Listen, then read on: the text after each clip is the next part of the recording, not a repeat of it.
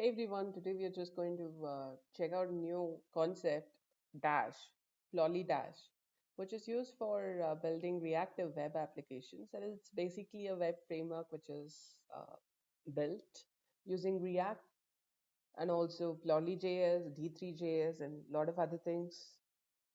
It allows the developers to use one language for development, which is Python. So Python web framework, which can ease out your web development experience. It is used for building scientific applications and also other applications such as engineering, machine learning, etc. So here is an example of a Dash application, which is listed over here. So here you can see all the Dash examples, which is actually the Dash app gallery. It is published by Plotly.js, the same company which built Dash.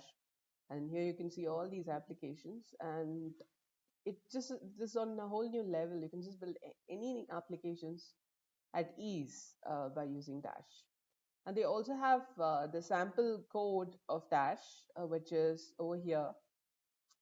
Yeah, and then you can just download any applications of Plotly Dash, and then you can just run it. It's open sourced. And all these applications you see in the portal is open source, and you can just download the code and run by following the instructions. So how to build our own simple Hello World application using Dash is the topic today. And Dash comes up with a lot of components. Here you can see core components, HTML, and data tables. These are three components which is inherently a part of Dash, which gets installed when you do pip install Dash.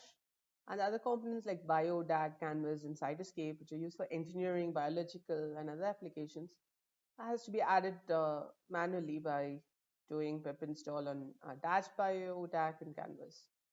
So let's get started on how to build an application. So